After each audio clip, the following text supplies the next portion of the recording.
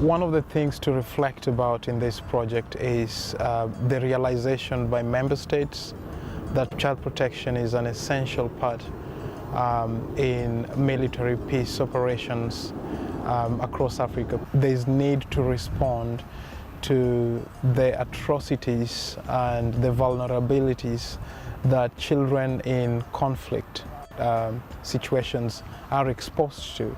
So I think that has been a very key milestone, because then that has influenced the member states' commitment in terms of policy and practice in making sure that the welfare of these children are taken care of. After the Grassa-Marshall study in 1996 on the impact of armed conflict on children, then there was already an emphasis on the fact that the international community need to ensure that child protection is being considered within the peace and security agenda in the region. So I think building on that, Save the Children actually started engaging with ECOWAS.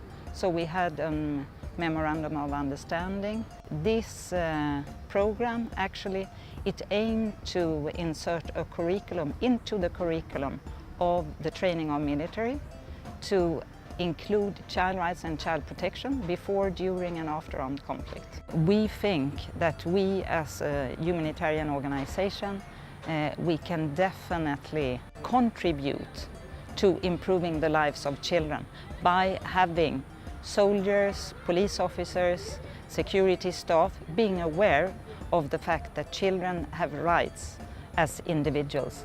Children are what we would call a vulnerable group in this particular situation, and their needs and their situation can very easily be overtaken by the events that are happening. So it's important for the peace support operation actors need to know that the children need special care, they need special attention, and not just that they need that special care, but to get to understand exactly what it means to uphold their rights, and just to know the different situations in which they would find children in and how to respond to that. But also, what we are hoping is that we work towards a preventative framework that makes sure that children are protected and that they have an environment that's safe against all forms of harm that would come their way.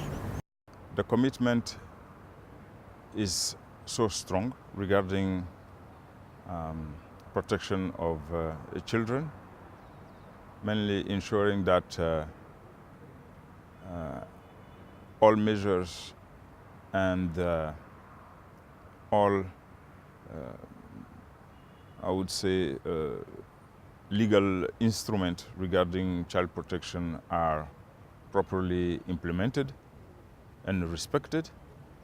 We focus particularly on all aspects regarding sexual exploitation and abuse. So this training and workshop is a very important initiative, and we hope that the outcome will be very fruitful and constructive for all audience. Particularly my colleague from AU as well, who are dealing with child protection. And it is a key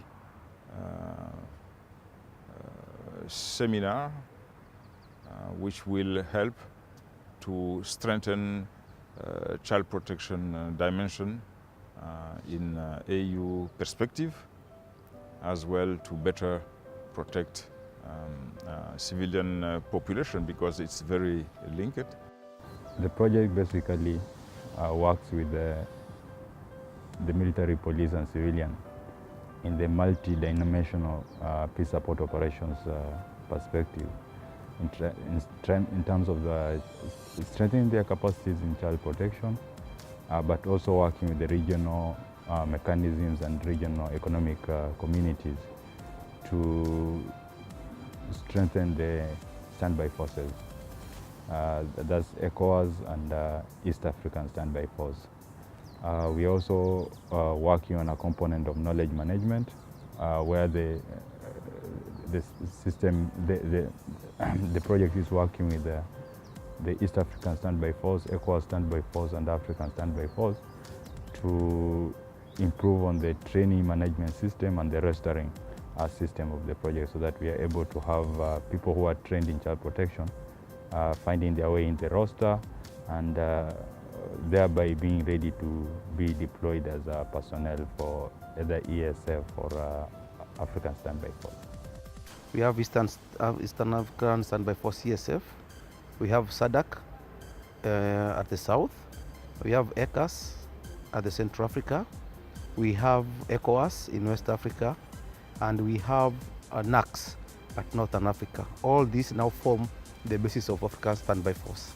So for us at ESF, and with our collaboration with Save the Children, we have taken it as our priority that all the people who are supposed to go for posting, who are ready on posting or deployment, who are either in the rosters, may it be military or police or civilian, they must undergo a child protection course, because within their mandate at the conflict area, at one time, maybe the protection of civilian, maybe whatever will happen there, a child will be involved.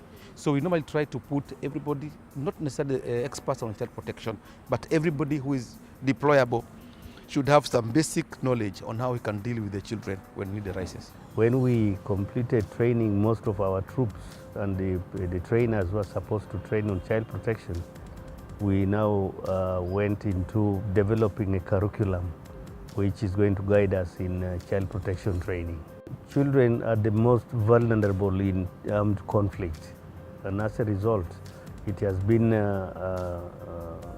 coined that in peace support operations, wherever you are training, whether it is training for senior officers or for lower cadres, they must have a dose of child protection training, and that is why we've done that curriculum to protect them in armed conflict. It has by and large been embraced mostly in countries that are contributing troops to operational areas, because the emphasis now is for the training, pre-deployment training.